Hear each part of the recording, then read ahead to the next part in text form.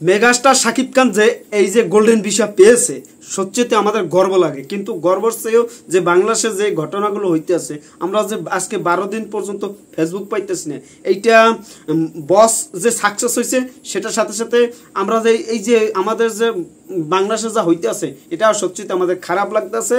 বসের সাথে সাথে বস একটা সাকসেস করলো যা বাংলা চলচ্চিত্র আজ পর্যন্ত কেউ করতে পারে না, যে megastar Shakib Khan golden visa পাইছে। যে দুবাইয়ের মতো জায়গা যে বাংলায় কোনো এই যে মগো কোনো বাংলায় দুই বাংলা কলকাতা বলেন বাংলাদেশ বলেন কেউ এখন তো গোল্ডেন ভিসা পায় নাই। পেয়েছে কে? আমাদের মেগাস্টার, আমাদের বস, আমাদের ভাইজান, আমাদের 35 কোটি সোনার টুকরা একটি ছেলে, আমাদের বস মেগাস্টার। এই যে উনি যে এই যে সম্মানগুলো যে আমাদের যে তার সম্মান সে অর্জন করছে, আমাদের গর্ব লাগছে যে আমরা একজন বাংলাদেশি, আমরা বাঙালি, আমাদের বস আছে, আমাদের মেগাস্টার শাকিব খান আছে।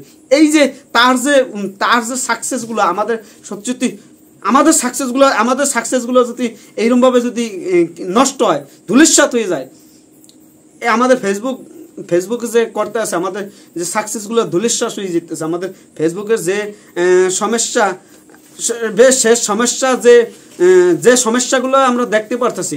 আমরা এই যে ফেসবুক আমরা 12 দিন পর্যন্ত, আজকে 12 দিন, রাত পহলে 13 দিন, আর কবে যে অনির্দিষ্টকালের জন্য ফেসবুকটা পাবো না, এই যে আমরা সাকসেসগুলো উপভোগ করতে পারি না, এই যে আমাদের মেগাস্টার যে সাকসেসটা আনছে এটা যে আমরা উপভোগ করতে পারতাছি না, এইটা সত্যিতে আমাদের খারাপ লাগে।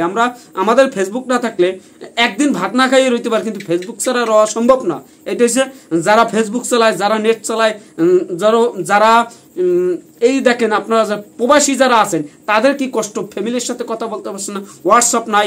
এই যে আজকে এই যে এত মানুষ ইনজুট, আজকে প্রায় লক্ষ লক্ষ মানুষ ইনজুট বাংলাদেশে, অনেক মানুষ আমাদের ভাই বোনেরা চলে গেছে আমাদের ছেড়ে, এইটাও ধিক্কার জানাই। এই সমস্ত যদি না হয় আমাদের একটা সে আমার ভাই হোক, সবাই আমার ভাই, যারা বাংলাদেশে সবাই আমার ভাই না, অন্যর ভাই হোক, যাই হোক, লাস্ট পর্যন্ত আমারই ভাই যে হারাই গেছে, এইটা আপনারা মাথায় রাখবেন। আমাদের মূল টার্গেট হয়েছে যে বাংলাদেশে শাকিব খান এই সাফল্যটা আমরা যদি উদযাপন করতে পারতাম। এই যে তুফান যে আলোড়ন সৃষ্টি করেছে, তুফান যে হাইপে ছিল, তুফানের যে অনেক ক্ষতি হয়ে গেছে, বাংলাদেশে অনেক কোটি কোটি টাকা, কয়েকশো হাজার কোটি টাকা লস, টাকার শোক, এটা অনেক বড় শোক, টাকার শোক। যাই হোক, এগুলো নিয়ে বেশি কিছু বলার নাই।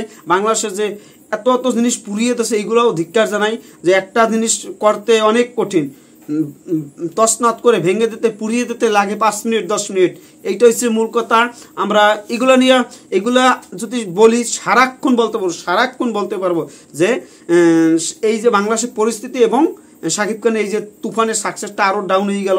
তারপরে যে আমরা যে এই যে সে 25 বছর অর্জন করছে গোল্ডেন ভিসা, তার যে একটা ওখানে গেলে পর যে সম্মানটা পাবে, এটা ডিটেলস আপনারা জানেন, ডিটেলস আপনাদের না বলি। যাই হোক, আপনারা ভালো থাকবেন।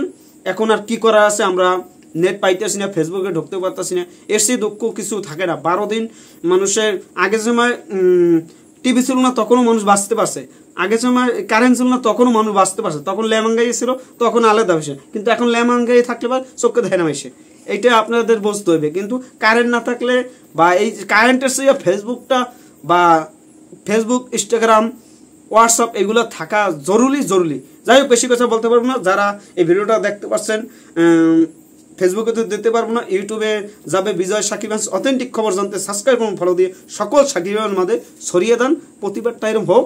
আর এই যে আমাদের সাকসেসগুলো আমরা যেভাবে আমরা এই যে উদযাপন করতে পারি না, এটা ধিক্কার জানাই। এর সে কিছু বলার নাই। আমাদের তুফান আজকে সম্ভবত মালয়েশিয়া চলবে, জানি না ভাই, কিচ্ছু জানি না।